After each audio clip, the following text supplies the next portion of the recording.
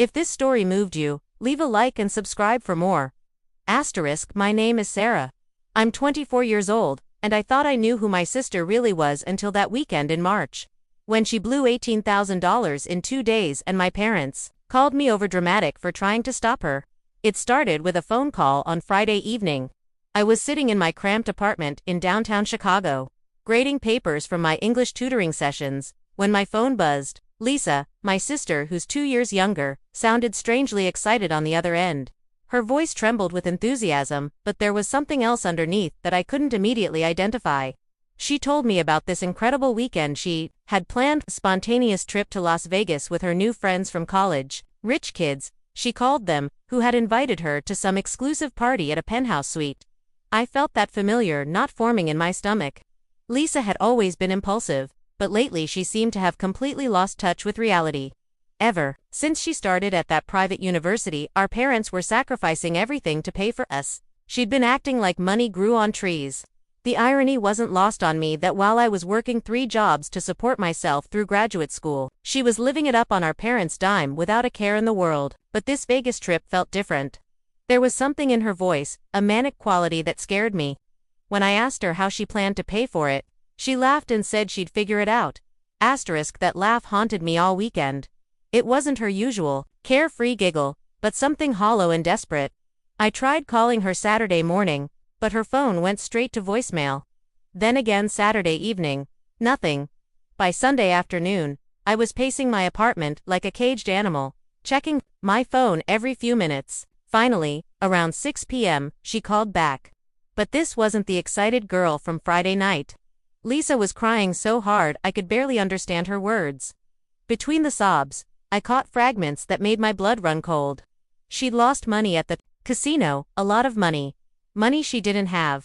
She'd used credit cards, multiple ones, convinced she could win it back. The rich friends had abandoned her when she couldn't keep up with their spending. She was alone in Vegas, broke and terrified. My hands shook as I gripped the phone. $18,000. That's what she'd spent in less than 4 hours. Money our parents didn't have. Money that would destroy them financially. I felt rage building in my chest, hot and consuming. How could she be so selfish? So reckless. While I was eating ramen noodles for dinner every night to save money, she was throwing away more than I made in 6 months. But underneath the anger was something worse, fear.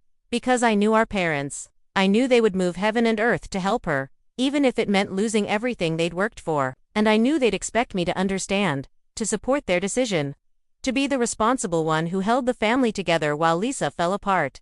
I booked the first flight to Vegas that night, using the last of my emergency savings. The plane was half empty, filled with people who looked like they were either running toward something or away from it. I fell into the second category. During the 3-hour flight, I replayed every conversation Lisa and I had over the past few months, looking for signs I'd missed. There had been so many red flags. The expensive clothes she claimed were gifts from friends. The way she dodged questions about her expenses. The manic energy followed by crashes of depression. How had I been so blind? I found her in the hotel lobby at 2 in the morning, curled up in a corner chair like a lost child.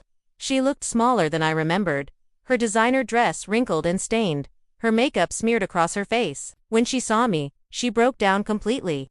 I held her while she sobbed, feeling like I was comforting a stranger. This wasn't the confident, vibrant sister I'd grown up with. This was someone I didn't recognize, someone who'd gambled away her future in a single weekend. The story came out in pieces. She'd started with a few $100s, just wanting to fit in with her wealthy friends. When she won a small jackpot, the rush had been intoxicating. She'd felt powerful, special, like she belonged in their world. But the wins turned to losses, and the losses became desperate attempts to break even. Credit card after credit card, cash advance after cash advance, until she'd dug a hole so deep she couldn't see daylight. Her friends had tried to stop her at first, but when she became erratic and embarrassing, they'd simply left. Rich kids, she said bitterly, they could afford to lose. She couldn't. The flight home was silent. Lisa stared out the window while I tried to figure out how to tell our parents. How do you explain that your sister has just destroyed 20 years of careful financial planning in a single weekend? How do you make them understand that the daughter they'd sacrificed everything for had thrown it all away on a whim? I called them from the airport, asking them to meet us at home. Mom's voice was cheerful, assuming we were surprising them with a visit. I couldn't bring myself to tell her the truth over the phone. Dad was in his workshop when we arrived, covered in sawdust from the furniture he made to supplement his teaching income. Mom was in the kitchen, pulling together a meal from whatever she could find in the fridge. They both looked older than I remembered, worn down by years of working multiple jobs to afford Lisa's education. The guilt hit me like a physical blow. When we sat down in the living room, Lisa couldn't even look at them. She stared at her hands while I explained what had happened. I watched their faces change as the reality sank in. Mom's smile faded first, replaced by confusion, then horror. Dad's jaw tightened, but he didn't say anything. He just stared at Lisa like he was seeing her for the first time. $18,000. I repeated it because I needed them to understand. $18,000 in credit card debt that would need to be paid immediately? Interest rates that would compound daily. A financial disaster that would take years to recover from, if they ever could. What happened next still makes my stomach turn. Instead of anger, instead of the disappointment I expected. My parents' first instinct was to comfort Lisa. Mom rushed to her side, gathering her into a hug while she cried.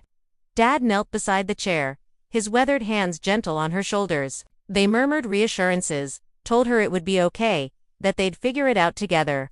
I sat there watching this scene unfold, feeling like I was in an alternate universe.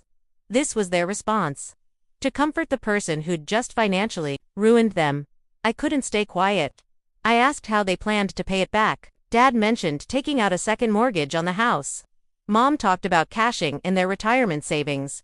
They were willing to destroy their own financial security to clean up Lisa's mess, and they were discussing it like it was a minor inconvenience.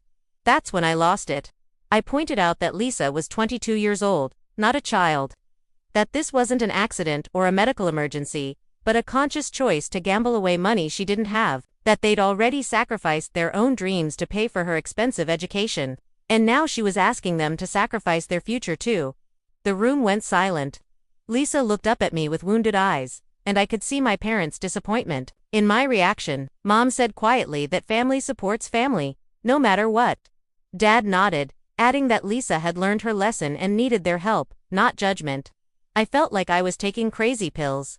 Where was the accountability? Where were the consequences? Instead, I was being made to feel like the villain for pointing out the obvious.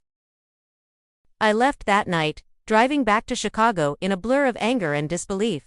My phone buzzed constantly with calls from my parents, but I couldn't bring myself to answer. Lisa sent a series of text messages that alternated between apologies and accusations. She was sorry for what happened, but I was heartless for not supporting her. She needed her family right now, and I was abandoning her. The manipulation was so transparent it made me sick. Over the next few weeks, I watched from a distance as my parents dismantled their financial security piece by piece. They took out the second mortgage, despite Dad being only 10 years from retirement. Mom picked up extra shifts at the hospital, working nights and weekends until she was exhausted. They cashed in bonds they'd been saving for their golden years. All to pay for Lisa's weekend of reckless excess. And through it all, Lisa played the victim perfectly. She was seeing a counselor, she told everyone, getting help for her gambling problem. She was so grateful for their support, so lucky to have such understanding parents. She posted on social media about the importance of family, about how love conquers all obstacles. The comments poured in, praising her vulnerability and my parents' unconditional love. I felt like I was watching a performance, and I was the only one who could see through the act. When I finally spoke to my parents, again, they were full of updates about Lisa's progress. She was doing better, they said. The counseling was helping. She'd learned from her mistakes. But when I asked about consequences, about what she was doing to help pay back the money, they got defensive. She was fragile right now, they said. She needed support, not pressure. Making her feel worse wouldn't help anyone. The breaking point came 2 months later. I was having dinner with my parents, trying to rebuild our relationship, when Lisa arrived unexpectedly. She looked radiant, glowing with excitement about something. She'd been offered an internship in New York, she announced. An amazing opportunity. That would look incredible on her resume. The only problem was that it was unpaid, and she'd need money for housing and living expenses. She looked at our parents with those wide, innocent eyes and asked if they could help her out. Just a small loan, she said. A few $1,000s to get her started. She'd pay them back once she got a real job. I watched in horror as my parents' faces lit up. They were so proud of her for getting the internship, so excited about her future. Of course, they'd help, they said. They'd find a way to make it work. I couldn't believe what I was hearing. Lisa had just spent the last 2 months supposedly learning from her mistakes, and now she was asking for more money, and my parents were actually considering it.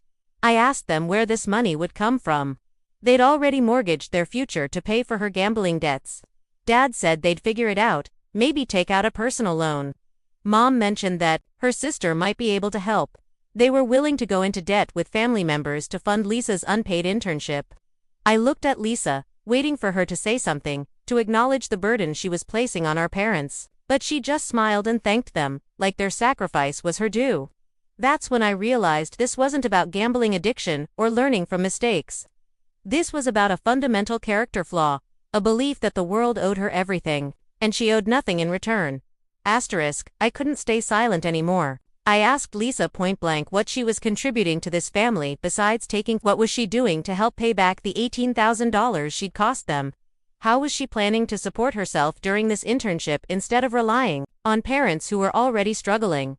The room erupted. Lisa accused me of being jealous, of trying to sabotage her opportunities because I was bitter about my own choices. She said I'd always resented her for being the successful one, the one with potential. Mom jumped to her defense, saying I was being cruel and unsupportive. Dad told me to calm down, that we were family and needed to stick together, but I was past caring about keeping the peace. I laid out the facts. Our parents had taken on massive debt to pay for Lisa's gambling spree. They were working themselves to exhaustion to make ends meet. Mom was so tired she'd fallen asleep at work twice. Dad's arthritis was getting worse from all the extra labor he was taking on. Their retirement savings were gone. Their house was mortgaged to the hilt. And Lisa's response to all this sacrifice was to ask for more money. For an unpaid internship that would do nothing to help the family's financial situation. I asked them to imagine if I had done what Lisa did, if I had blown $18,000 in Vegas and then asked for more money 2 months later. Would they have been so understanding? So eager to help? The silence that followed told me everything I needed to know. We all knew the answer. If responsible, reliable, Sarah had done something so reckless, she would have been cut off immediately. But Lisa was different. Lisa was special. Lisa deserved endless chances and unlimited support, no matter the cost to everyone else. The fight ended with Lisa storming out, claiming she couldn't deal with my negativity during such a stressful time. My parents spent the rest of the evening lecturing me about family loyalty and supporting each other through difficult times. They were disappointed in me, they said. They'd raised me to be more compassionate, more understanding. Lisa was going through a tough period, and instead of helping her, I was tearing her down. I drove home that night feeling completely alone. How had I become the villain in this story? How was I the unreasonable one for expecting basic accountability? Over the next few days, I received a series of messages from extended family members. Apparently, Lisa had been calling everyone, sharing her version of events. I was jealous of her success, she told them. I was trying to sabotage her internship because I couldn't stand seeing her happy. Our aunts and uncles reached out to tell me how disappointed they were in my behavior. My cousin Sarah had always been such a good kid, they said, but now she was being cruel to her sister during a vulnerable time. The gaslighting was masterful. Lisa had somehow positioned herself as the victim of my unreasonable expectations. My parents were the heroes, sacrificing everything for love. And I was the cold-hearted sister who couldn't forgive a simple mistake. But it wasn't a simple mistake. It was a pattern of behavior that had been going on for years. The expensive clothes, the lavish spring breaks, the constant requests for money. I'd been watching my parents slowly drain their resources to fund Lisa's lifestyle, and now they were calling me overdramatic for finally speaking up about it. I decided to do some research. I spent hours online, looking into Lisa's social media accounts, piecing together a timeline of her expenses over the past 2 years. What I found made me sick. The Vegas trip wasn't an isolated incident. It was the culmination of a spending pattern that had been escalating for months. Designer handbags that cost more than my monthly rent. Dinners at restaurants where a single meal cost what I spent on groceries in a week. Weekend trips to expensive resorts with her wealthy friends. Concert tickets, spa treatments, shopping sprees, all of it documented in carefully curated Instagram posts that painted a picture of a glamorous lifestyle. I started adding up the numbers, and it was staggering. Even without the Vegas disaster, Lisa had been living well beyond her means for years. The credit cards she'd maxed out weren't just from one weekend of gambling. They were from months of pretending to be someone she wasn't, trying to keep up with people who had trust funds and family money. I took screenshots of everything and put together a presentation. I know how that sounds, but I felt like I was going crazy. Everyone was acting like Vegas was an anomaly, a moment of poor judgment that could happen to anyone. But the evidence showed a pattern of financial irresponsibility that had been building for years. I called a family meeting, something I'd never done before. I needed them to see what I was seeing, to understand that this wasn't about forgiveness or second chances. This was about enabling destructive behavior that was only getting worse.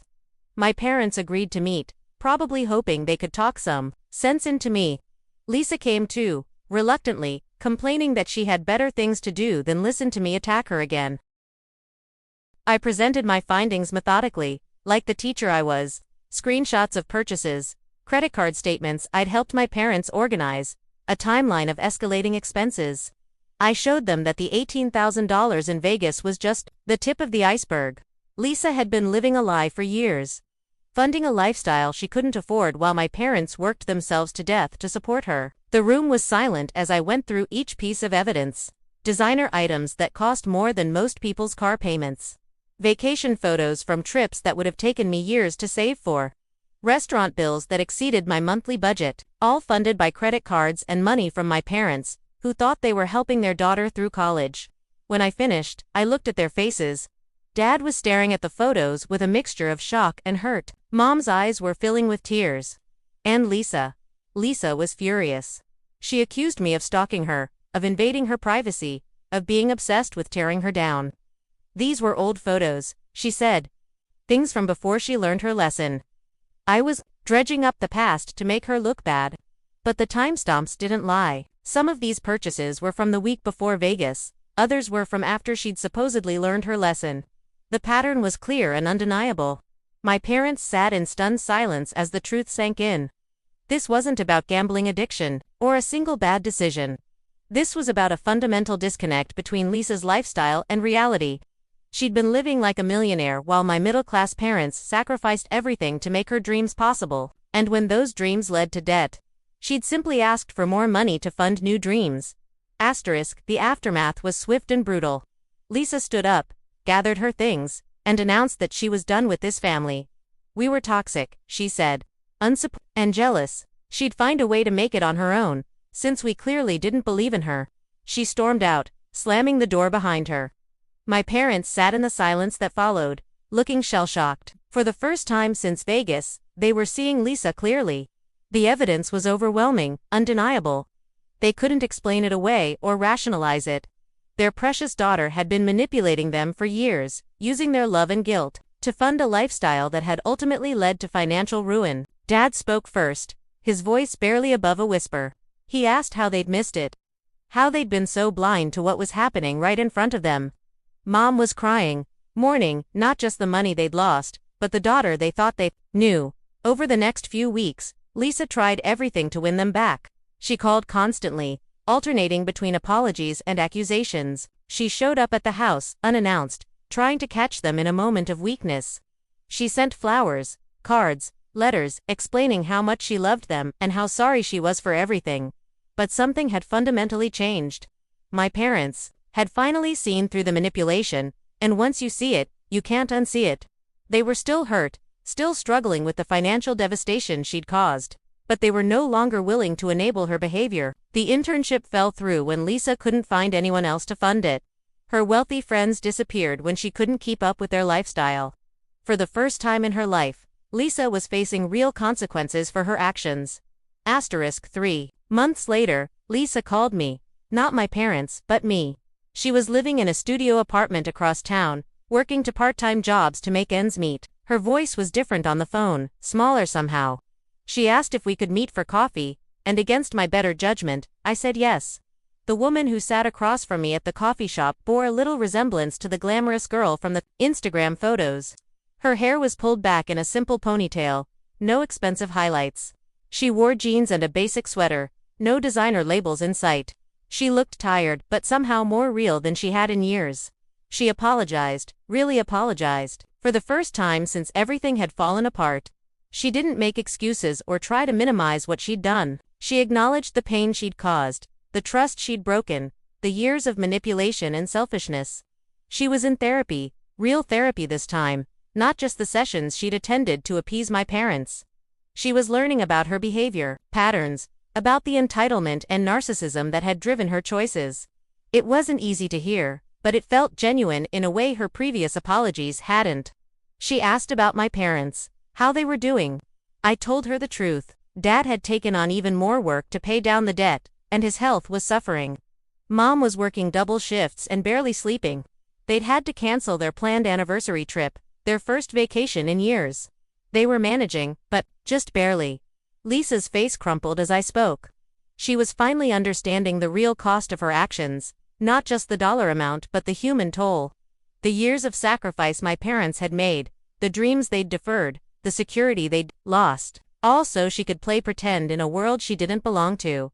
I expected her to ask for help reconciling with our parents, but she didn't. Instead, she asked about me. How was I doing? How had all this affected me? It was the first time in years that she'd shown genuine interest in my life, my feelings, my experience. I found myself telling her things I'd never shared with anyone. How lonely I'd felt, watching my parents pour everything into her while I struggled alone. How frustrated I'd been, seeing her throw away opportunities I would have killed for. How angry I was that my parents had called me overdramatic, when I was the only one willing to tell the truth. She listened without defending herself, without making excuses. She acknowledged the favoritism, the double standards, the way I'd been taken for granted while she was celebrated for basic functioning. It was validating in a way I hadn't expected, hearing her admit what I'd always known but never been allowed to say. We talked for 3 hours, longer than we'd spoken in years. She told me about her jobs, cleaning offices at night and working at a retail store during the day. She was living paycheck to paycheck, something she'd never experienced before. She was learning to budget, to prioritize needs over wants, to find satisfaction in simple things. It was hard, she said, but it was also clarifying. For the first time in her life, she was taking responsibility for herself. And despite the struggle, there was something empowering about it. When we parted ways, I felt cautiously hopeful. This felt like the beginning of real change, not just another performance designed to win back support. Lisa was finally growing up, learning lessons that should have been taught years ago, but I also knew that change was a process, not a moment. And there was a long road ahead. My parents didn't want to hear about my coffee meeting with Lisa. They were still too hurt, too angry, too overwhelmed by the financial pressure she'd created. They were focused on survival, on figuring out how to rebuild their retirement savings and pay down the debt. I didn't push them to reconcile. They needed time to heal, to process what had happened, to figure out how to move forward. But over the following months, I started sharing small updates about Lisa's progress, how she was working 2 jobs, how she was in therapy, how she was living within her means for the first time in her adult life. I wasn't advocating for forgiveness, just providing information. My parents listened without comment, but I could see something shifting in their expressions. The anger was still there, but it was mixed with sadness now, and maybe even a trace of pride that their daughter was finally taking responsibility for her life. Christmas was approaching, and the elephant in the room was getting bigger. We'd always been together for holidays, but none of us knew how to navigate this new reality. Should Lisa be invited? Could we have a family celebration with such a massive rift between us? I found myself in the unexpected position of mediator, trying to help everyone figure out how to move forward. Lisa didn't ask to be included in holiday plans. She was working both Christmas Eve and Christmas Day, she told me, covering shifts for coworkers who had families to spend time with. The old Lisa would have complained about missing Christmas, would have found a way to make it someone else's problem. But this Lisa simply accepted the reality of her situation and found a way to be useful to others. I made a decision that surprised everyone, including myself. I invited Lisa to have dinner with me on December 23rd, just the 2 of us. She accepted, but insisted on cooking for me instead of going out. She wanted to show me her apartment, she said, and prove that she could manage on her own. Her studio was tiny but clean and organized. There were no expensive decorations, no designer furniture, just basic necessities arranged with care. She'd made dinner from scratch, something she'd never done before. The food was simple but good, and she was proud of herself for learning to cook. We talked about everything and nothing. She told me about her therapy sessions, how she was learning to recognize her patterns of manipulation and entitlement. She was working on making amends, not just with our family but with friends she'd used and discarded over the years. Some relationships were beyond repair, she acknowledged, but she was trying to clean up the wreckage she'd left behind. I told her about my life, my work, my struggles with graduate school. She listened with genuine interest, asking questions that showed she was really paying attention. She apologized for all the years she'd been too self-absorbed to be a real sister to me. She acknowledged that she'd taken me for granted, assumed I'd always be there to clean up her messes while she moved on to the next adventure. It was the kind of conversation I'd always wanted to have with her but never thought was possible. As the evening wound down, she asked if I thought our parents would ever forgive her. I told her the truth. I didn't know. The hurt ran deep, and the financial damage was ongoing. But I also knew that love didn't just disappear, even when it was buried under layers of anger and betrayal. Time would tell whether healing was possible. New Year's Eve found me at my parents' house, helping them organize their finances for tax season. It was a depressing task, sorting through all the loan documents and credit card statements that represented Lisa's weekend in Vegas. But as we worked, I noticed something. My parents kept asking about Lisa. How is she doing? Was she eating enough? Was her apartment safe? The questions came casually, mixed in with discussions about tax, deductions and payment schedules, but the concern was unmistakable. They were still angry, still hurt, but they were also worried about their daughter. Parents don't stop being parents, even when their children have caused tremendous pain. I answered their questions honestly, sharing what I knew about Lisa's life without editorializing. She was working hard, living responsibly, facing the consequences of her actions without asking for help. She was lonely, struggling financially, but she was surviving. And more importantly, she was changing.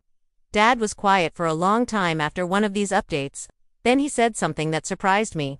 He said he was proud of her for working so hard, for not giving up when things got difficult. Mom nodded, wiping away tears she tried to hide. They were starting to see their daughter as a person who could grow and change, not just the source of their financial problems. I realized that healing was beginning, slowly and carefully, but beginning nonetheless. It would take time, and there would be setbacks, but the foundation was there. Love, damaged but not destroyed, was still the strongest force in our family. That night, as we watched the ball drop on television, I found myself thinking about second chances and the complexity of family relationships. Lisa had caused tremendous damage, but she was also working hard to make amends. My parents had enabled her behavior, but they were also learning to set boundaries, and I had been self-righteous and angry, but I was also learning to balance accountability with compassion. Spring brought unexpected news. Lisa had been promoted to assistant manager at the retail store where she worked. It wasn't a glamorous position, but it came with better hours and a small raise. She was proud of the recognition, she told me. Proud of earning something through her own efforts rather than having it handed to her. But the real surprise came when she mentioned that she was saving money. Not much, just $20 or $30 from each paycheck, but it was something. She had a goal, she said. She wanted to start paying back our parents, even if it was just a small amount each month. She knew it would take years to repay $18,000 on her salary, but she wanted to begin. She asked me to help her figure out how to approach them with the offer. This was delicate territory. My parents might see it as manipulation, another attempt to work her way back into their good graces. Or they might be offended by the smallness of the amount, feeling like she didn't understand the magnitude of what she'd done. But I thought it was important for her to try, to take this concrete step toward making amends. We crafted a simple letter together. No drama or emotional manipulation, just a straightforward acknowledgement of her debt and a proposal for beginning to repay it. $50 a month, she offered, the most she could afford, while still covering her basic expenses. It would take 30 years to pay off the debt at that rate, she acknowledged, but it was a start. She wanted to take responsibility for her actions in the most concrete way possible. I offered to deliver the letter, but she insisted on mailing it herself. This was her responsibility, her attempt to make things right. She needed to do it herself, even if it meant risking rejection or anger from our parents. The response came 2 weeks later. Not a letter, but a phone call. Mom called Lisa directly, something that hadn't happened since the family meeting where I'd presented my evidence. They talked for over an hour, the first real conversation they'd had in almost a year. Mom told me about it later, her voice full of emotion. Lisa hadn't tried to minimize what she'd done or make excuses for her behavior. She'd simply acknowledged the damage she'd caused and expressed her desire to make whatever amends were possible. She understood that money couldn't repair the trust she'd broken, but she wanted to take responsibility in the most concrete way she could. Mom was moved by the offer, but she was also conflicted. They didn't need Lisa's $50, she said. They'd find a way to manage the debt without it. But she understood that Lisa needed to pay it back, needed to feel like she was contributing to the solution rather than just being the source of the problem. They agreed to accept the payments, not because they needed the money, but because Lisa needed to make them. It was a small step toward rebuilding their relationship, an acknowledgement that healing was possible even after such devastating betrayal. Dad was more skeptical, but even he admitted that Lisa's willingness to sacrifice her own comfort to make amends was meaningful. She could have used that $50 for herself, for small luxuries or entertainment. Instead, she was choosing to send it to them, month after month, as a tangible reminder of her commitment to making things right. The first payment arrived right on schedule, along with a brief note thanking them for giving her the opportunity to take responsibility for her actions. It was a small envelope with a small check, but it represented something much larger. Hope, maybe, or at least the possibility of redemption. Easter approached, and for the first time in a year, my parents brought up the idea of inviting Lisa to join us. They weren't ready for a full reconciliation, they said, but they missed her. They wanted to see how she was doing, to spend time with her in a low-pressure environment. I offered to extend the invitation, and Lisa accepted with a mixture of gratitude and nervousness. She asked what she should bring, how she should act, whether there were topics she should avoid. I told her to just be herself, the new self she was becoming, not the old self she used to be. The day was awkward at first, all of us walking on eggshells around each other, but gradually, the tension began to ease. Lisa helped in the kitchen without being asked, sharing stories from her jobs that were genuinely funny. She asked thoughtful questions about my parents' lives, showing interest in their experiences rather than just focusing on herself. She'd brought a small gift for each of us, nothing expensive but clearly chosen with care. For Mom, a potted plant from the garden center where she'd briefly worked. For Dad, a small tool he'd mentioned needing months ago. For me, a book by an author I'd mentioned liking. They were modest gifts, but they showed that she'd been listening, paying attention to what mattered to us. Over dinner, we found ourselves laughing together for the first time in years. Lisa told us about a difficult customer at work, mimicking his complaints with perfect accuracy. Dad shared a story about one of his students. Mom updated us on her patients at the hospital. We were functioning as a family again, not perfectly, not without underlying tension, but authentically. When it was time for Lisa to leave, the goodbye was less strained than the hello had been. She hugged each of us, thanking us for including her. She knew she didn't deserve it, she said, but she was grateful for the chance to spend time with us. Summer brought more progress. Lisa had been promoted again, this time to store manager. The pay increase was significant enough that she increased her monthly payments to our parents to $75. She was also taking business classes at the community college, paying for them herself with her employee discount and careful budgeting. She was building a life based on her own efforts, her own choices, her own values. She'd lost touch with most of her wealthy college friends, but she was making new ones among her coworkers and classmates. People who understood what it meant to work for everything you had, who didn't judge her for her past mistakes but supported her efforts to build something better. We started having regular coffee dates, Lisa and I, every other Saturday morning. These conversations became the foundation for rebuilding our relationship. She told me about her struggles with therapy, how difficult it was to confront years of entitled thinking and manipulative behavior. She was learning to recognize her triggers, the situations that made her want to spend money she didn't have or make promises she couldn't keep. She was also learning to find satisfaction in simple pleasures, things that didn't cost money but brought genuine joy. A good book from the library, a walk in the park, a home-cooked meal shared with friends. My parents were cautiously optimistic about her progress, but they were also protective of their own healing. They'd been burned so badly by her previous promises and apologies that they were reluctant to fully trust again. It was understandable, and Lisa accepted their guardedness without complaint. She knew that trust had to be earned back slowly, through consistent actions over time, not through words or gestures. She was prepared for the long haul, she told me, because she finally understood what she'd lost and how much work it would take to rebuild it.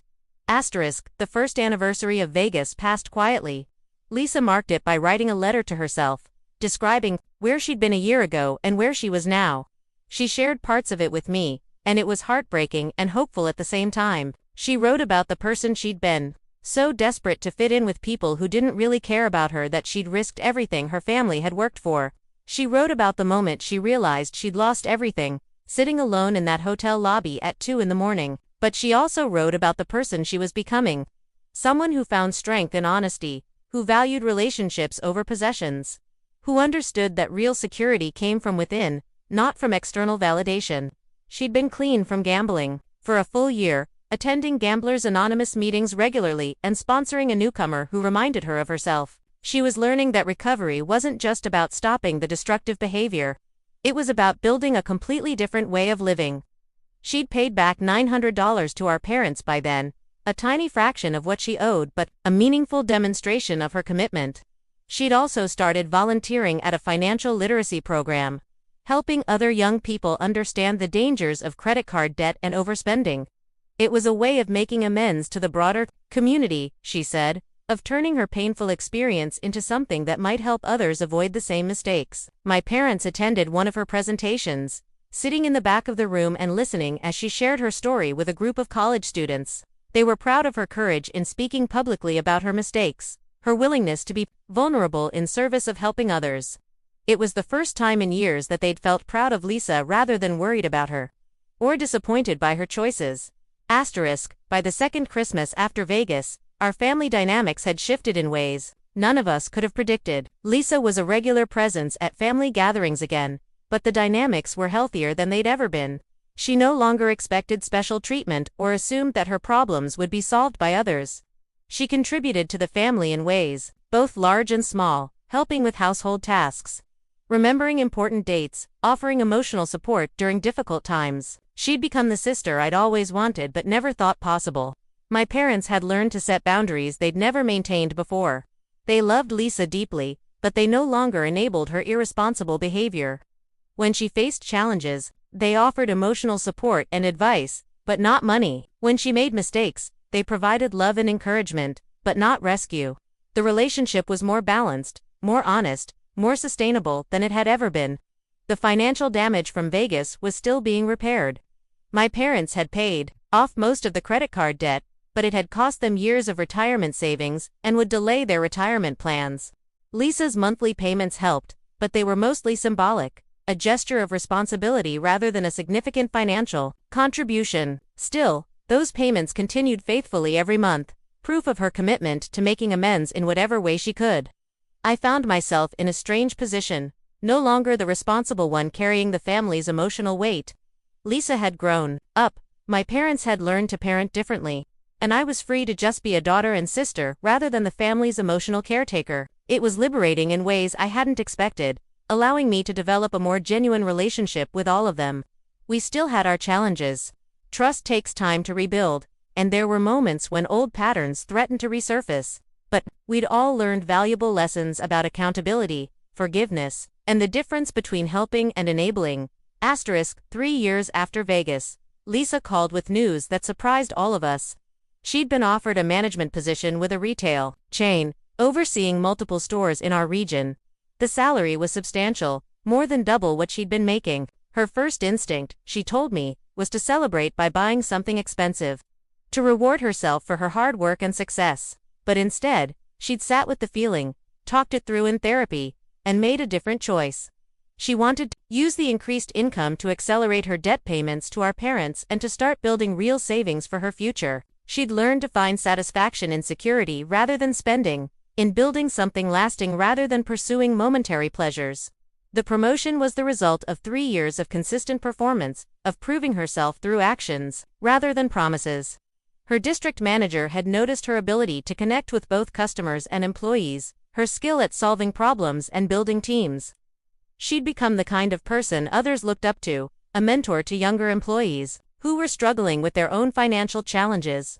My parents were genuinely proud of her success, proud of the woman she'd become. They'd increased their own monthly payments to the mortgage and credit cards, working together as a family to repair the financial damage more quickly. Lisa's higher payments would make a real difference now, potentially cutting years off the debt repayment timeline. But more importantly, the money represented something deeper than financial obligation. It was proof that Lisa had truly changed, that she understood the weight of her actions and was committed to making them right. As I sat in my apartment that night, thinking about everything that had happened, I realized that being called overdramatic 3 years ago had been one of the best things that ever happened to our family. It had forced us to confront uncomfortable truths, to stop enabling destructive behavior, and to find a healthier way of loving each other. Sometimes being dramatic is exactly what a situation requires.